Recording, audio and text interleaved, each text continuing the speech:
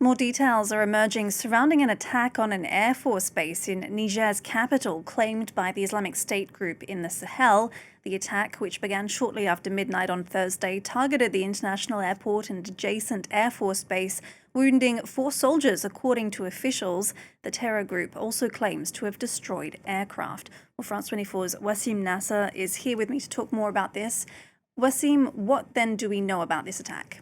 Well, first of all, let's look at a map and we'll see actually that the military facility, the base 101, is actually in the international airport of Niamey.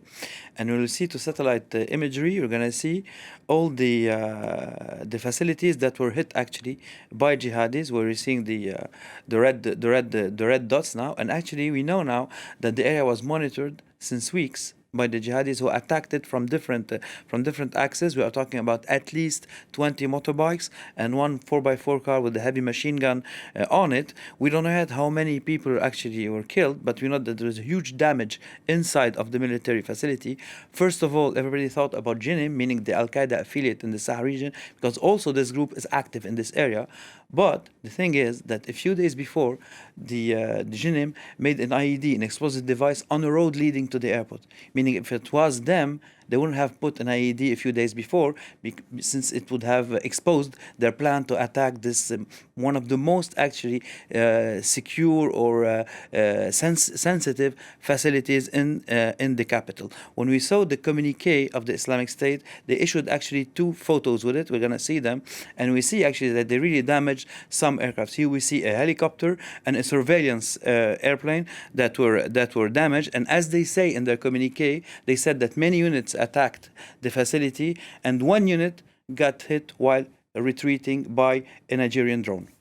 All right, so how significant is all of this and what lessons can we draw from it? Well, actually, it's really significant because of the sensitivity of the facility, but also because we got to know that actually Russian soldiers or Russian mercenaries defended the areas where Turkish-made drones were actually stationed, Aksungur drones, knowing that the TB2 drones aren't at all in Niamey, they are in Tahwa, more in the north. But also we got to know that there's more than 300 Italian soldiers that were deployed in Niamey, and the Italian government said that they were there for training in a training program, European training program actually. But we're going to see the footage that was issued by the Islamic State, and maybe we're going to get to listen to it a little bit. So here we see the heavy fighting.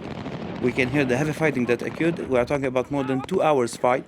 But the most interesting part in this, that we hear people speaking in Arabic, but also we hear people speaking in Hausa and in Kanuri, 2 dialects used in Nigeria, and even the accent of the Kanuri, the person speaking Kanuri, is from the Borno state in Nigeria. So this is the proof actually that a link was made between the Islamic State West Africa province and the Islamic State Sahel province.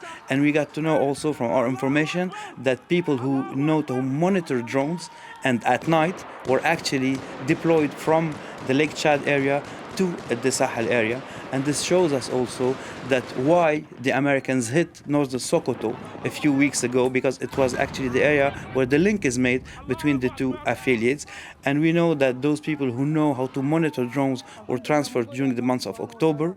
The same month when a U.S. citizen was abducted by the Islamic State in Niamey, a few blocks away from the presidential palace. All right, Wassim Nasr, thank you very much for keeping us updated on that story.